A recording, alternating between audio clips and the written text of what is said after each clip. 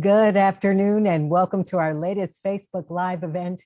My name is Andrea Run and today we're talking all about the COVID-19 vaccine. To start things off, we want to celebrate all the progress we've made on the vaccine front so far. We now have a third vaccine, Johnson & Johnson, which is going to help alleviate supply constraints and boost vaccine access all across the country. Also, more than 100 million Americans have already received at least one dose of the vaccine, and the White House now expects that every adult in the US will be eligible to get the vaccine by May 1st. So you will soon be making a choice about whether to receive a COVID-19 vaccine.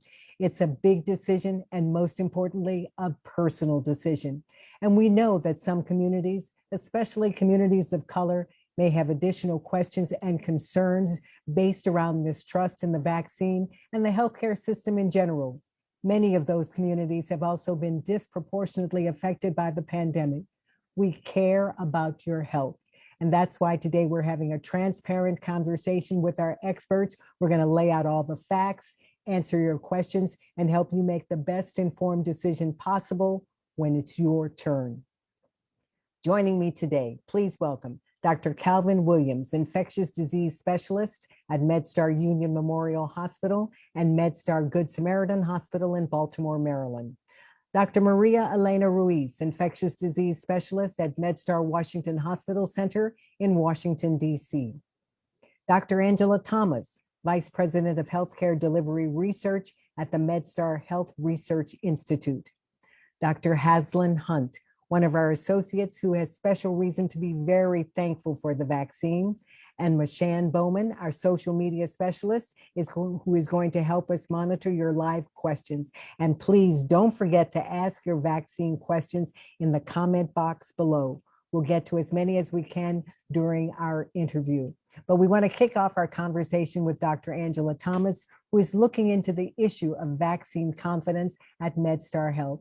And Dr. Thomas, again, thank you for being with us. How would you describe the current situation in the Baltimore and Washington, D.C. areas when it comes to vaccine confidence among Black and Brown communities?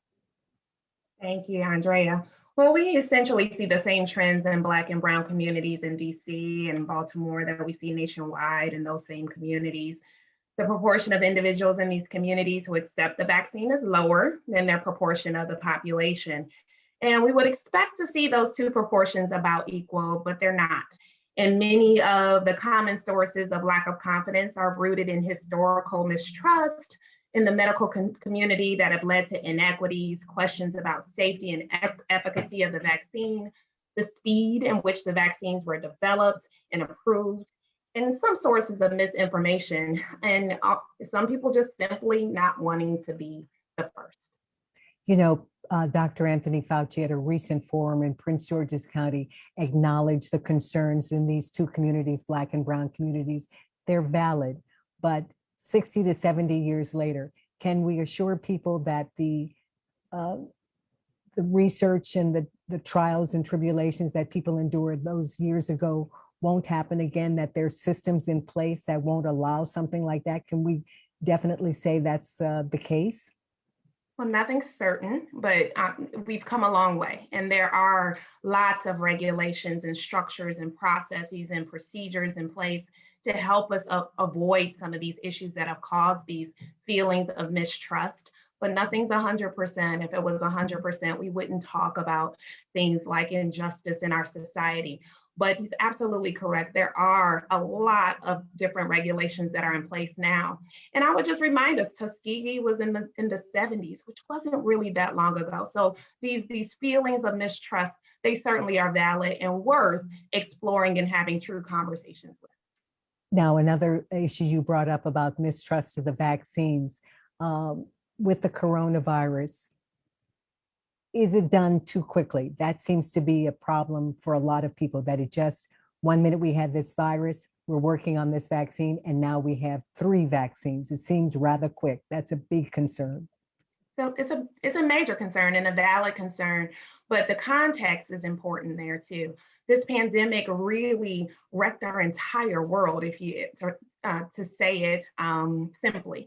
And so because of the gravity of the vaccine, of the pandemic, we were able to put a lot of resources, expertise, finances than any other scientific issue that any of us have heard about in our lifetime around this particular issue. And so, yes, we were able to speed it up, but speed it up using the same processes and procedures that have already been in place, same regulations already in place. It's just that we were able to put more resources behind it because of the urgency of the pandemic. All right, Dr. Thomas, thank you. I want to turn to something just a little bit more personal with those first line respondents, and that's Dr. Ruiz and Dr. Williams. This has been a long, hard year for all of us, none more than the people who were there on the front lines. You were seeing patients, infected patients with the virus coming into your offices, having some of your patients even die from this disease. How are you a year later? How did this affect you personally, emotionally? And how do you use this personal experience that you've endured for the year to talk to your patients and help inform them about the need to get the vaccine? Let's start with Dr. Williams. So this has been a very trying year. It's been a year full of many different ups and downs. Obviously, the biggest down has been the number of people who died, unfortunately, from the coronavirus. The ups have been the tremendous amount of effort that we put in as healthcare providers and even people in the larger community trying to combat this pandemic that we're still in the middle of. I think when it comes to talking to patients about coronavirus in general, or the vaccine specifically, the experience that I've had trying to take care of patients and watching a lot of people, not just elderly, but a lot of younger people also dying from this disease, it just seems like something that I think a reasonable person will want to protect themselves with. That's the approach I take, just trying to inform them that the risks are real. This is not some myth. The risks are real, and the vaccine is effective at preventing the worst outcomes. Dr. Ruiz, for you, how have you fared during this year, and how does your experience translate into how you speak to your patients? And the Dr. Williams was talking about the numbers of patients, and there was a recent article in the Washington Post talking about how the Spanish-speaking community has suffered greatly because people in their primes, in their 30s and 40s, are dying at a faster rate from this disease than even the elderly, who were considered the most vulnerable. So first, talk to us about how you are, how you've come through this year, and now how you talk to your patients. Sure. Thank you, Andrea. It's been a hard year, and I think for me personally, how I've gotten through it is just to focus really on my patients one at a time, to think this is my charge and these are the people that I need to get better and get through this. My efforts really have been concentrated now on trying to get people vaccinated, as many as my patients vaccinated as I can. And that's really what matters to me, because I think this is the way forward. As far as personally, which you asked, I still think for me, for us people on the front line, we're still in the middle of this. We're still, until that last soldier comes home, until that front line closes, it's still on. And so for me, I think when it is over, when we can rest, we'll take stock. I'll take stock of what we lost, what we gave up, but it's too soon to do it now. As far as my patients, it's been quite personal. As you know, I work in Washington, D.C., and especially in our first wave, most all the patients we had were Hispanic. And it was hard to see young people get so sick. And I've used that to talk to my patients. Often my patients will come and say, well, I've heard that I need to get the vaccine and it's good, but I want to hear from you. And I've told all my patients now sort of proactively, and if you're listening and you are my patient, I want you to get the vaccine. Don't wait to come to the clinic to get it. Get it as early as possible. It is important and it's the only way forward. When I talk to patients, I try to listen to what their specific concern is and then tell them what I've seen that speaks to that concern. It has been, I think, to some degree, a misconception that maybe only the frail and the elderly and the sick die. And for us as healthcare providers, the hardest has been to see people in their prime die with really no comorbid conditions. And I try to speak about that to my patients. We're going to talk a little bit more about the trust factor later in our conversation, but I think this is a perfect time to let people know who are watching that all of us on this conversation thread here have been fully vaccinated. For me, my husband, and my 96-year-old mother, it was a chance to take charge of our health, an empowerment sort of situation to get the vaccine with no ill effects, I'm happy to say. But we do know that people are concerned. And again, that's why we're having this conversation. If you have a question, please put your question in the comments section so that we can have our experts answer any concerns or doubts that you have. At this time, I'd like to call on Dr. Haslin Hunt. And Haslin, if it's okay for me to call you Haslin, I understand that you have a very powerful vaccine experience involving your family. But first, I want to know, did you have any doubts? Did you have any concerns? Did you talk to someone before you decided to get the vaccine? Or was it something just mandated by the job you have? What was the process that you went through before you got the vaccine? Thank you, Andrea. And yes, you can call me Haslin. And I'm very happy to talk about my experience. And so I guess first off, the easiest answer is that no, MedStar did not require anyone to get the vaccine. And so that was extremely helpful, I think, for all of us, or most of us, who were still on the fence about deciding what to do. At least we know we weren't mandated to get it. So for me personally, as the shutdown happened last March, we all basically started to panic and trying to figure out what's going on. And certainly as the conversation started happening in public, there was a concern for me in terms of whether or not the politics would actually trump the science. And as information began to roll out, started finding information about the clinical trials, I became less cautious. And I said, okay, this is something that might actually happen. And frankly, when I started to learn that some of the clinical trials that were up and running were shut down because it wasn't proving to be something that would be a success, that made me feel even happier to say, okay, we're doing what we should be doing. If it seems like it's not going to work, let's stop it right now, and let's not try to continue this and cause doubt in the public. And so for me, just shutting down trials made a big difference and saying, okay, we're actually on the right track. And so by January, when January came around and when Med started sending out information saying that associates will get it, I actually was very happy to get ready to stand in line, not knowing exactly when I would get it. But at that point in time, I said, yes, I'm going to take it. Talk to us about how you getting that vaccine made a difference in your own family. What happened to your family that said, I'm so glad I had this vaccine? Yeah. So basically I got the vaccine early January, and about 3 weeks after that, I got the Moderna vaccine. And so about 3 weeks after that, my wife and two sons, we were just gathering and talking and saying, oh, we're not feeling that well, but it's the flu. And my wife said, do you think it's COVID? I said, no, now everybody can't get the flu anymore. It's just always going to be COVID. And a couple of days later on, she says, I'm not feeling any better. I'm actually getting worse. And so she said, let me try something. And so she went into the pantry and she opened a jar of peanut butter, and she was like, I can't smell the peanut butter. And you could imagine our hearts just dropped, and we just looked at each other and we're like, and knowing that if she can't smell the peanut butter and the boys are, complaining of the same symptoms, most likely something is up with them. And so she made a couple of phone calls, found out that we could get tested the same day. So we all just jumped into the car, got tested. 24 hours later on, as it turns out, all three of them was infected with COVID, but I was not. I tested negative for that. And so, folks ask, well, were you really infected? And I said, well, yeah, because one, I sleep in the same bed with my wife. We do the normal kissing every day, that kind of stuff.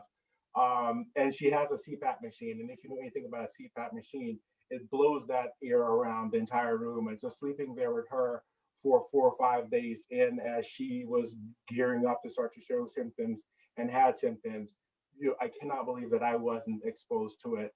And more importantly, when she got tested, I actually didn't stop sleeping with her, because at that point in time, I said, if I would have been infected, I would have gotten it by now. And so I actually slept in the same bed with her throughout that whole time. So if nothing else, I'm confident that the vaccine worked in that way.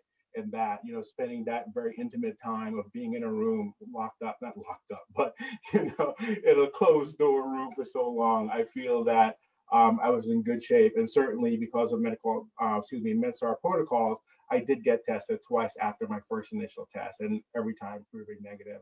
So I think, thank God that I had the opportunity to get the vaccine. And how is the family now? No one had to be hospitalized. They were able to stay at home. Yes, and I'm extremely thankful for that. The boys, like a lot of kids, just bounced back after a week. My wife, unfortunately, is still kind of dealing with it now. She was extremely fatigued at the beginning, and to the point of now where she's able to be more mobile around the house, but she still hasn't really resumed full-time work yet. And so that should give you a sense of where she is. But certainly extremely thankful for where she is. All right, and we're thankful to hear that the boys are well and that she is on the mend. We've been doing a lot of talking, and I know we have comments from our viewers and listeners. So let's go to Mashan Bowman, who's been monitoring the questions. Mashan, what are people asking? What do they want to know? Thanks, Andrea. Yes, we received a lot of questions from our viewers on social media. Thank you very much to those people who have sent questions and comments in. The few questions that I have right now are related to the safety and efficacy of the COVID-19 vaccines. So my first question I want to direct to Dr. Thomas. So could you, we did explain this a little earlier in the broadcast, but for people who may have just joined, could you reiterate the points about how safe this vaccine is, and determining, depending on how quickly it was developed, can you help ease people's concerns about how quickly it was developed and how safe it can be and protect people from COVID? Sure, I can speak to the speed of the vaccine development. So again, the urgency of the pandemic and how widespread the issue was allowed resources that we don't typically have around other scientific issues, medical issues, to be poured into this particular scientific breakthrough. So experts, other financial resources, all directed in a concentrated way towards developing a vaccine for COVID-19. And that is what allowed us to have the speed and the efficacy, as well as the technology specifically around for Pfizer and Moderna. That technology had been in place and had been worked on for decades prior to the pandemic. So those resources and additional experts allowed for us to move it along faster. And that's how we get to a vaccine that was developed way faster than other vaccines. But still following the same regulations, same processes, and same procedures that other medical breakthroughs had to follow. Great, thank you, Dr. Thomas. A quick follow-up, considering that there are now 3 vaccines available, the Johnson & Johnson, the Moderna, and the Pfizer. Some people have concerns about which one is the most effective one. So how do you answer that question? Shall we have Dr. Ruiz answer that question? Thank you. So the first thing I would say is all the vaccines are effective. And they all work well. And my advice to people is really to get the vaccine that's first available to you. The reality of the sort of massive undertaking that we have to do to vaccinate every single American is that there is a limited vaccine supply and maybe only one vaccine available. And so I would encourage you to make yourself available to get whatever vaccine is offered to you. In terms of efficacy, the Moderna vaccine and the Pfizer vaccine are in 95% effective. One thing I'll say about the Johnson & Johnson vaccine, which has a lower efficacy reported rate at 66%, is that that is a one-dose vaccine, and also that 85% of people were protected from severe COVID, but 100% of people were prevented from dying. And that is really the ultimate marker that we use. As we heard from Dr. Haslan Hunt, his family had COVID, they recovered. So what we want to prevent is really death and severe illness. And in those, looking at it that way, the vaccines are really comparable. The other thing that I'll just respond to what Dr. Thomas said is, yes, there's the science is surprising how we have moved, I guess, and developed 3 vaccines.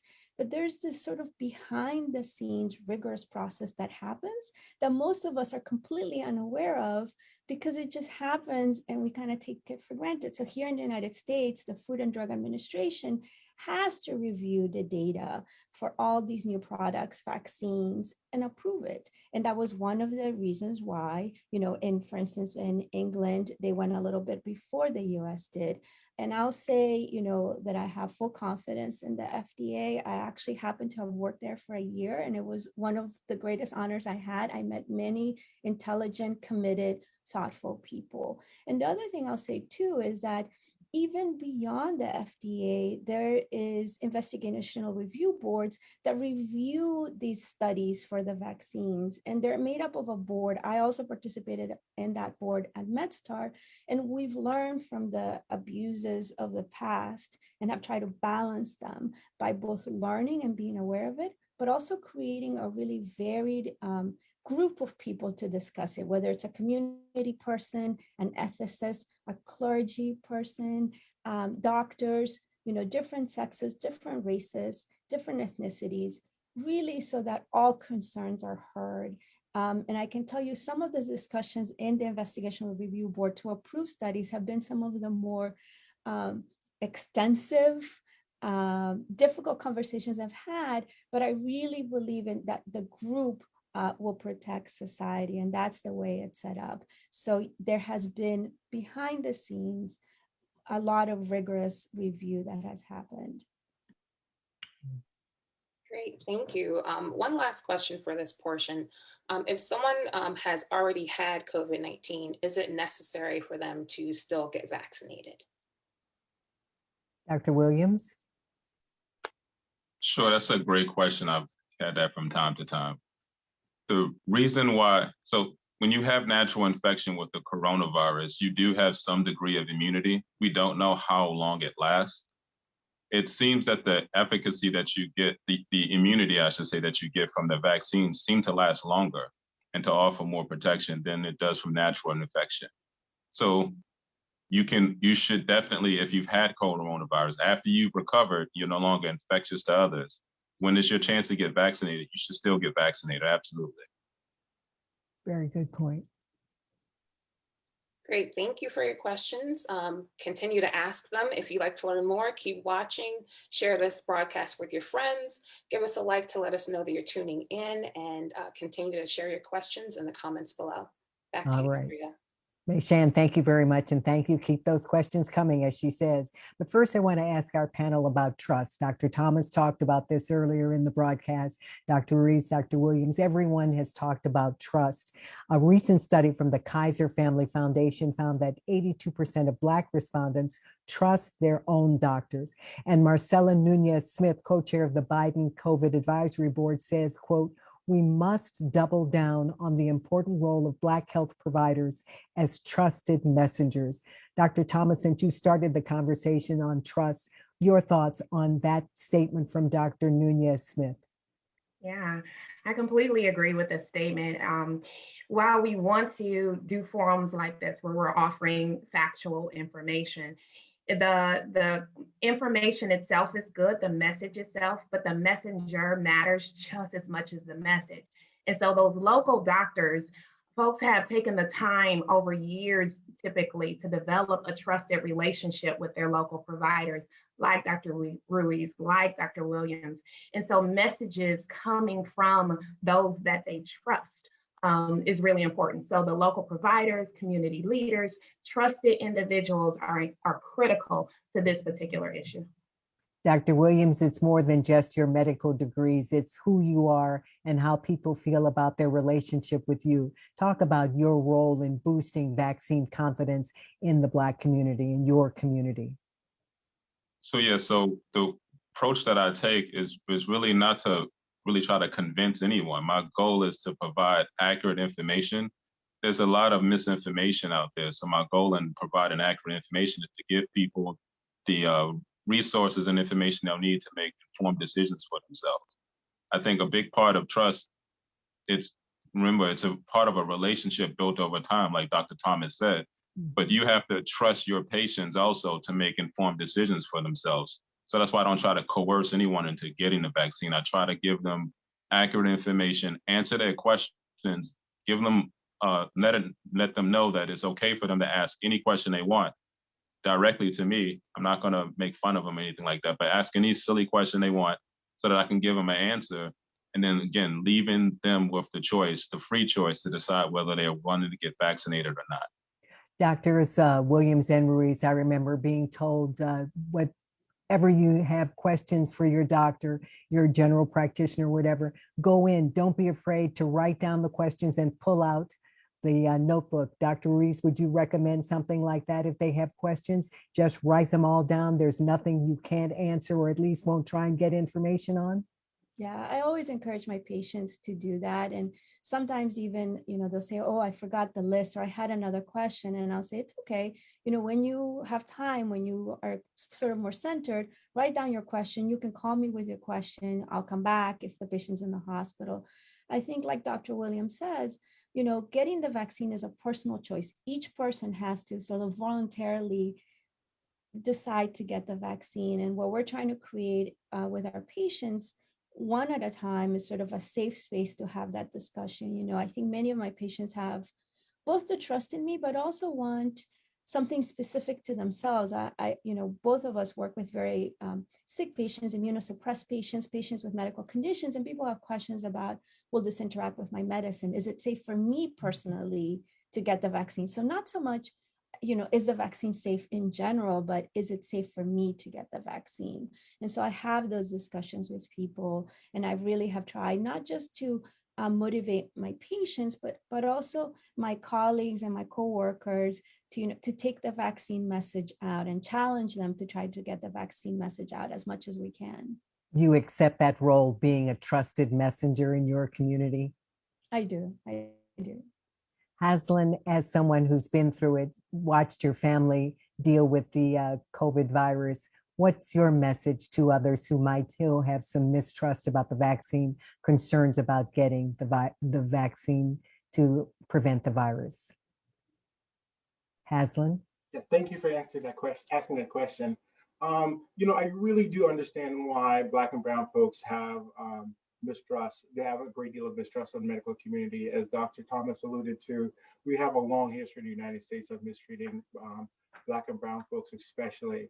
But I think in this particular instance, because we live together, we play together, we mostly work together, meaning the Black and Brown community, we really have to take this opportunity to get the vaccine, because if we don't, we're going to lose as a community. And what I mean by that is that there's a recent report that came out that suggests that due to the coronavirus alone, Hispanics have lost about an expected 2 years of life versus Black Americans have lost about 1.5 years of life. Whites have lost about a half a year, so 6 months of life. And so this in itself alone suggests that if we don't do something as a community, we're going to lose. And I do say community because, again, we mostly live together, we mostly play together, we mostly worship together. And so if we don't get vaccine, this virus will continue to circulate within our community. And so truly, protect yourself, protect your family, and protect your community and our legacy. We have to fight this together. Yeah. All right, we're going to take some more questions from our viewers. Mashan, what are they asking now? Hi, thanks, Andrea. So these questions are related to allergy and medication concerns. So I'll direct this first one to our infectious disease specialist. So if someone has an allergy, whether it be to the flu vaccine or penicillin or shellfish or any other type of allergy, is the COVID vaccine safe for them to take? Dr. Williams? So yeah, this is a good question. So regarding like medications or food, if you have allergies to medications or food, there are no contraindications to taking any of the three currently available vaccines. That's largely because they don't contain the same components that medications do or that food products. If you have had a severe reaction to the flu vaccine, I think that's something that you would need to discuss specifically with your primary care doctor about the risk and benefits.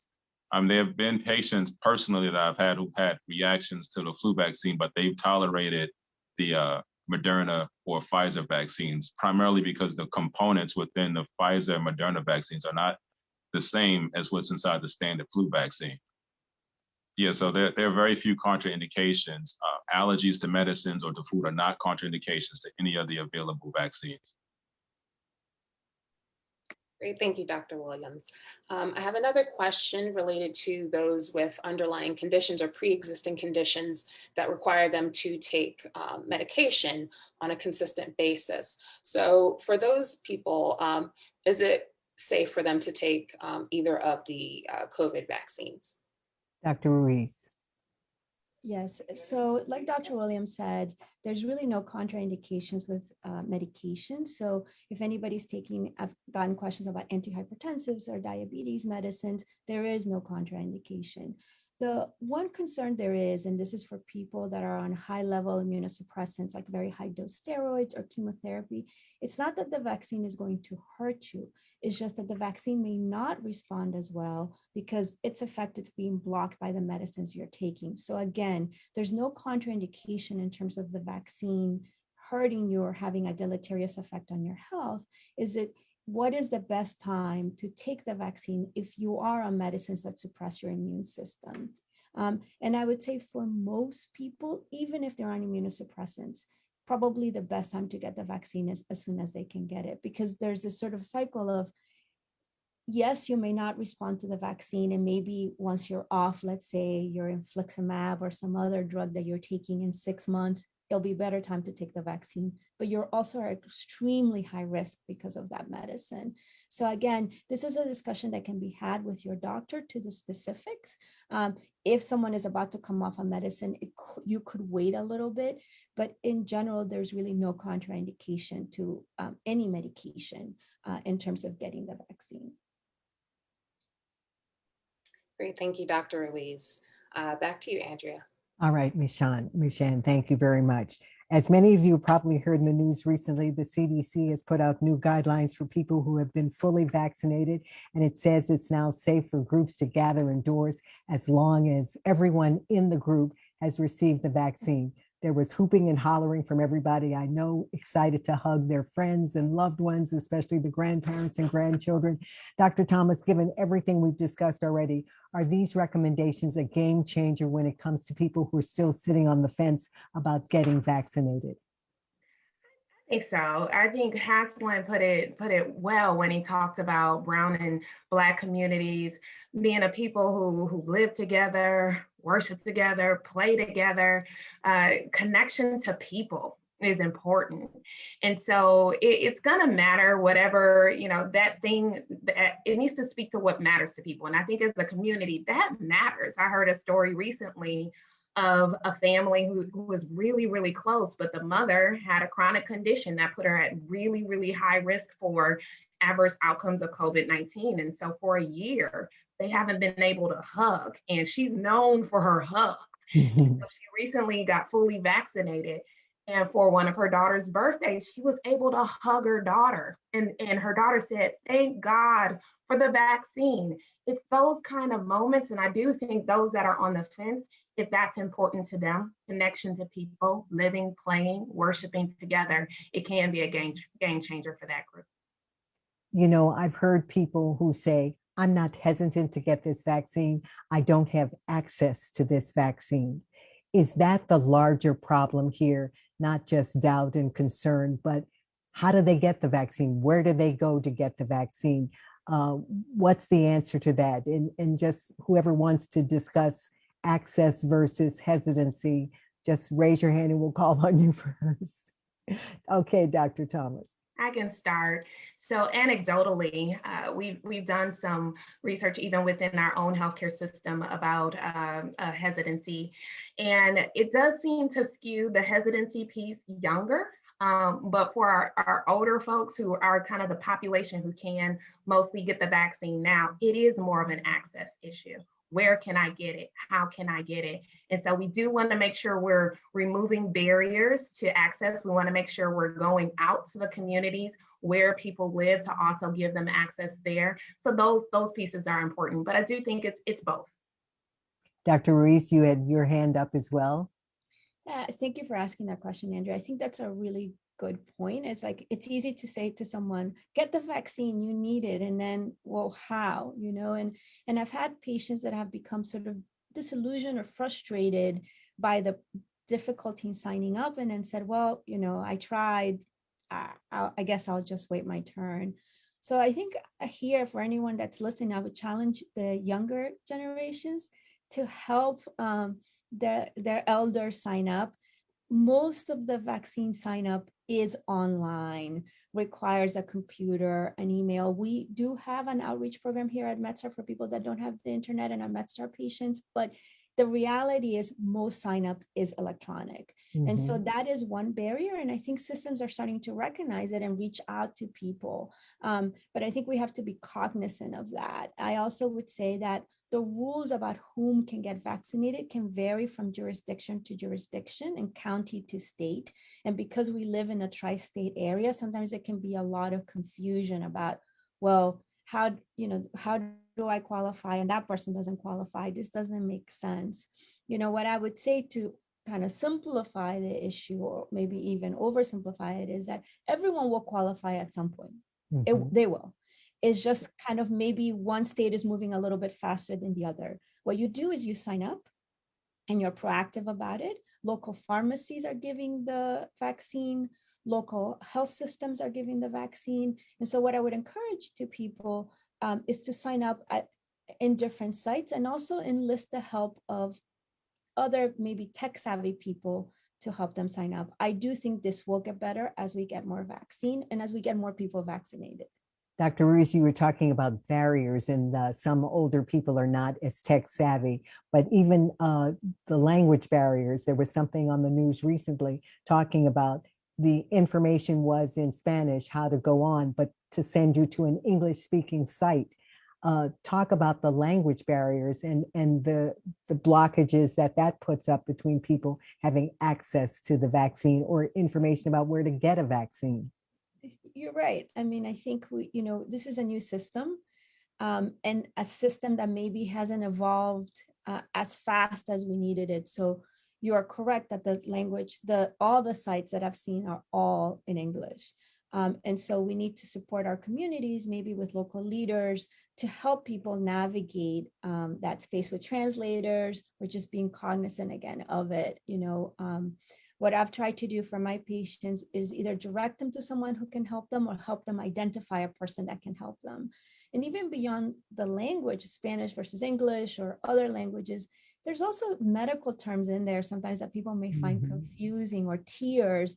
So, you may get through the whole thing and says, what is your tier? Well, maybe you're not sure what your tier is. And so I think having someone to help you navigate that, to have all that information so that when you sign up, it's a little bit easier. And I've been trying to be more cognizant and directive to my patients that do want the vaccine, of saying, okay, your tier 1C X. I suggest you live in this state. I suggest that you sign up at these places, including MedStar. Dr. Williams, what's happening in the Baltimore area? How are you going out into the community and making access more achievable, rather than dealing with people who are doubtful or wary of the vaccine, just getting them to a place where they can get a vaccine? How's that happening in the Baltimore area? So I think there are multiple efforts in the Baltimore area. Many of the larger hospitals, including MedStar, are setting up vaccine centers, trying to expand hours. The City Department of Health is also working on trying to expand locations to give vaccinations as well. I think access, it is an issue, it is, but I think that the single biggest issue is supply. That's the single biggest issue. We could vaccinate 10, 20,000 people a day if we had enough vaccine. Hopefully, as Johnson & Johnson comes online, and assuming they can make as much as they say they can make, that should help alleviate some of the backlog, because there are thousands of people who are just on the waiting list already, waiting for that number to get called just so they can get vaccinated. So I think access for sure is an issue, but I think supply is a bigger issue right now. How frustrating is this for you as a physician, seeing this happening to your patients? It's frustrating because I know the benefit of being vaccinated, and I know the risk of being unvaccinated, especially to those who have chronic medical conditions. But it is still hopeful, because this time last year, we weren't talking about vaccines. So I think this is a better problem to have than a problem we had last year. All right, a better problem to have than we had last year, but still generating lots of questions from our viewers. Mayshan, sorry. What are they asking? No problem. Thanks, Andrea. Yes, we have a few more questions from our audience on social media, and we really appreciate you tuning in and sharing those with us. The first question I have is related to the vaccines and what types of vaccines to get. So for instance, if someone has received the first shot of the Moderna vaccine, should they continue to receive the Moderna vaccine for their second shot, or is it possible to get, say, the Pfizer or the Johnson & Johnson vaccine? Dr. Williams? Sure. So the recommendation, since the trials were done getting both shots being Pfizer or both shots being Moderna, the recommendation is to stick with the one you receive first. In those small cases, hopefully few cases where someone mistakenly received the second dose that was Moderna when their first dose was Pfizer, the CDC recommendation is that you don't need to restart the whole process all over again. That's primarily because the technology in the Moderna vaccine and the technology in the Pfizer vaccine are very similar. So the expectation is that it would still work. But the goal would be to try to give you both shots as Pfizer or both shots as Moderna. The Johnson & Johnson is a single shot vaccine, so it doesn't really run into that issue with whether you need to, you've got the first dose or this or that. It's just a one dose vaccine, so that shouldn't be as big of an issue with the Johnson & Johnson vaccine. Great, thank you, Dr. Williams.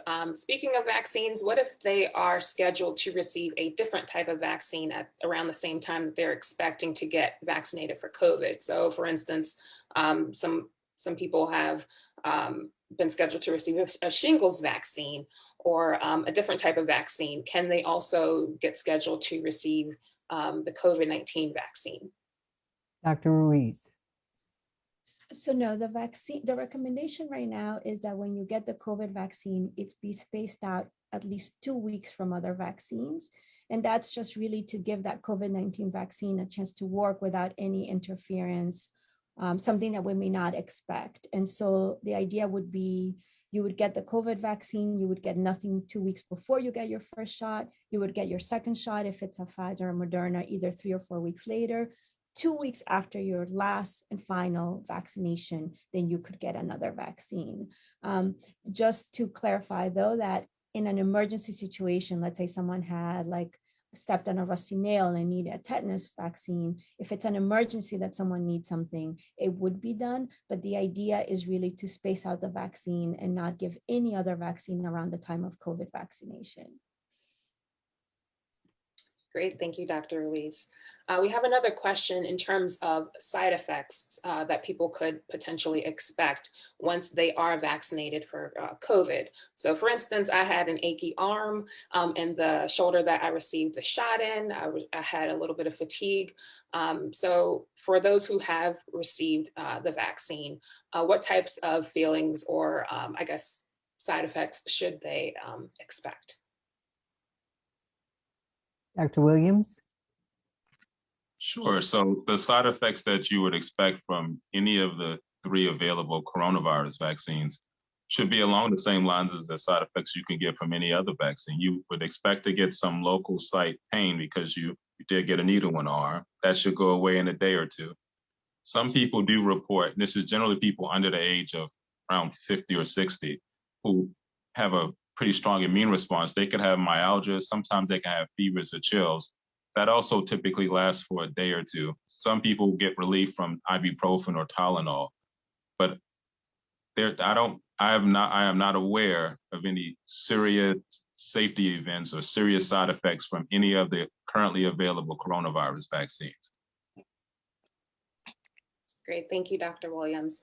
I have another question, this one related to pregnancy. So for those who are pregnant or plan to get pregnant in the near future, is it possible or safe for them to get vaccinated for COVID? Dr. Ruiz? So my short answer is yes. And what I would say is it should be discussed with the OB. And again, because we keep talking about this idea of every person making their own choice, correct? I would say that, what we do see, like other respiratory viral illnesses, pregnant ladies are high risk to have COVID complications. And we have certainly have had the heartache of taking care of pregnant ladies in our ICUs.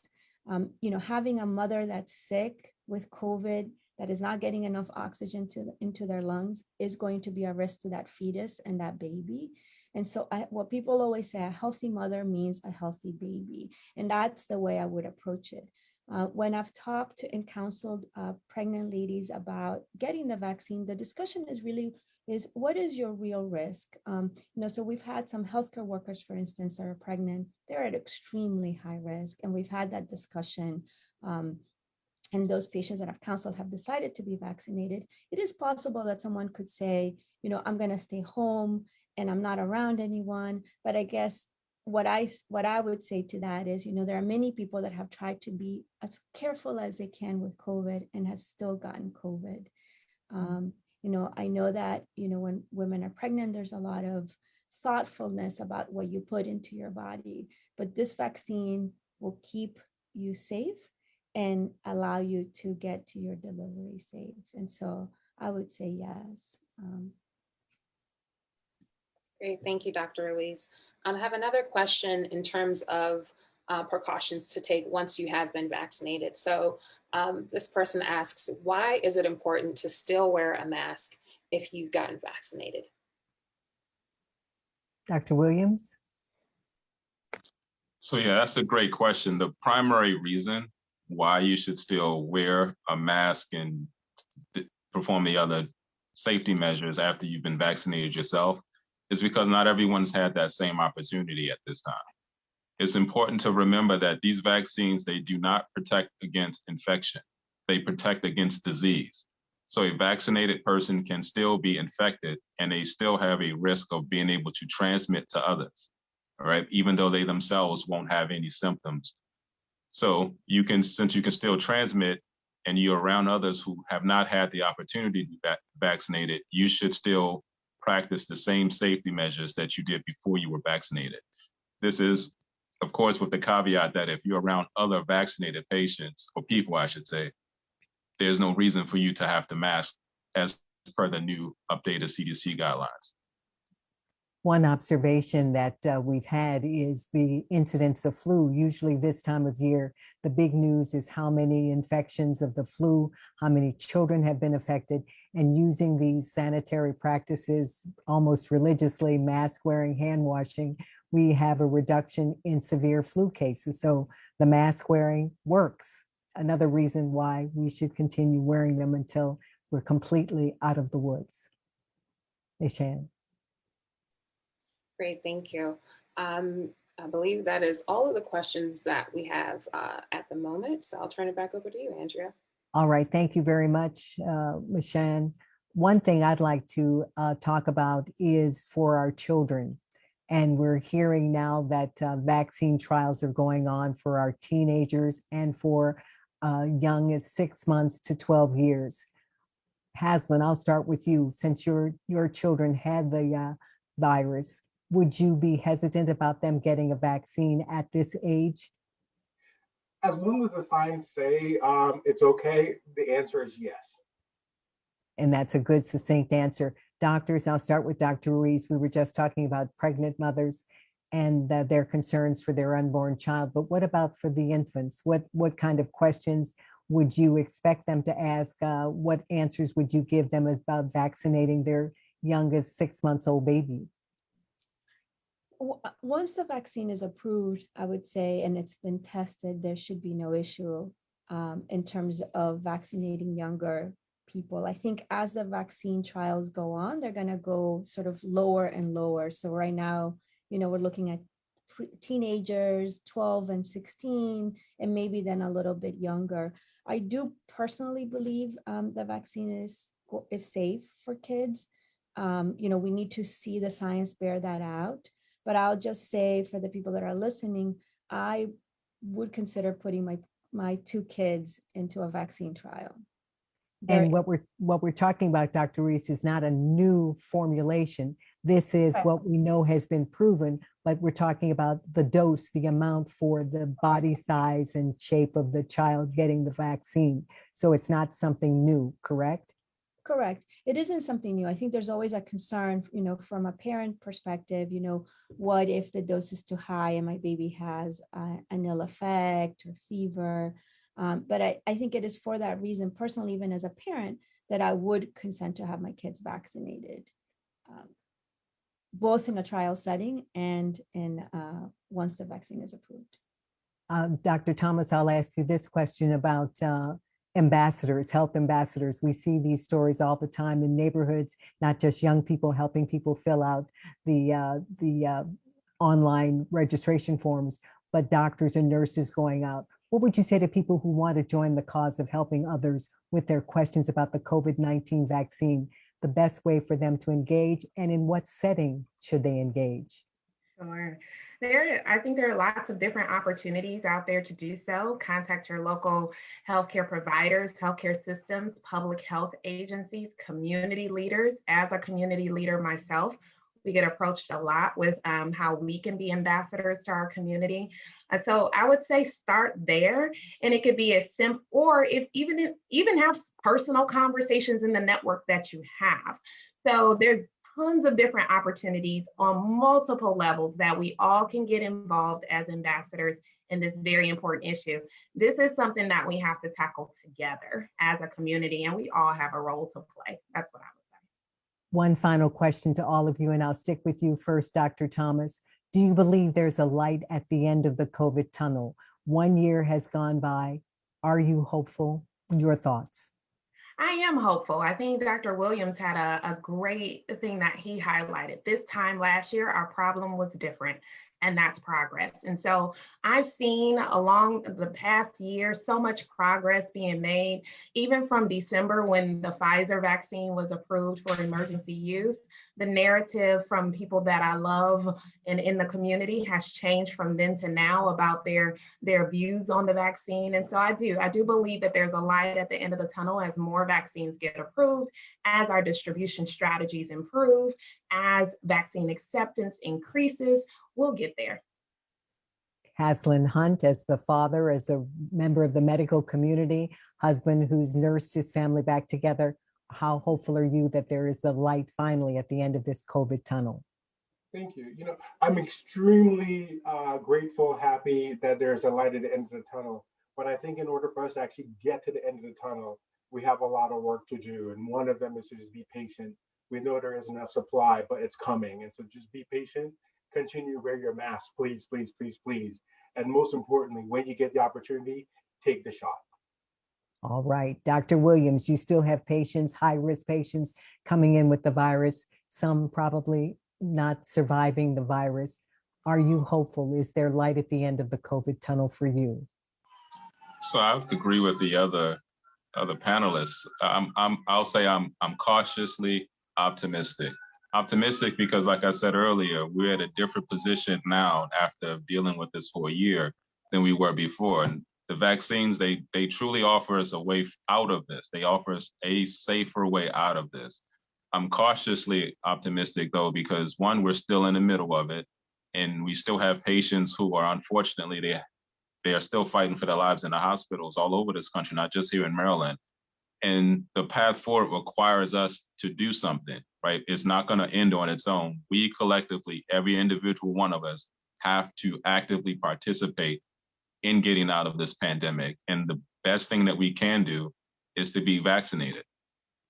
The final word goes to you, Dr. Ruiz. Are you ready to exhale just yet?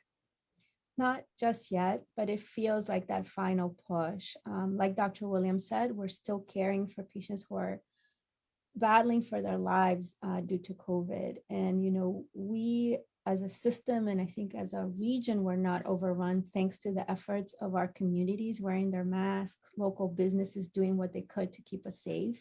And so we just implore with people to help us get us through the threshold. And to get us there, what we need is for people to be vaccinated, to continue to be thoughtful, wear their masks, and keep people at high risk safe. By being thoughtful about their interactions with them. I think we will get there, but we cannot do it alone, and we need everyone out there to help us.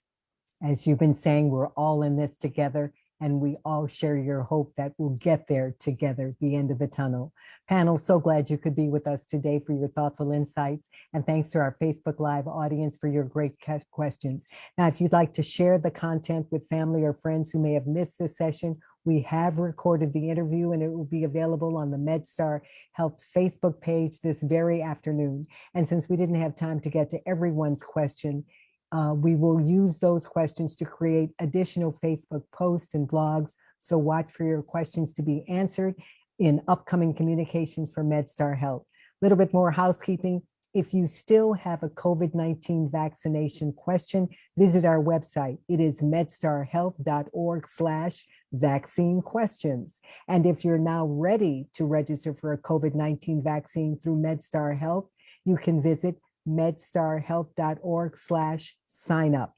In the district, to be eligible to receive the vaccine, you must be a DC resident and a patient of MedStar Health. Now in Maryland, you just need to reside in the state of Maryland, but you do not need to be a MedStar Health patient to register with us for a COVID-19 vaccine. Again, the websites are medstarhealth.org/vaccine questions. And to register, it's medstarhealth.org. Sign up for the COVID-19 vaccine. We want to thank all of you again for watching, and we wish you all the very best of health.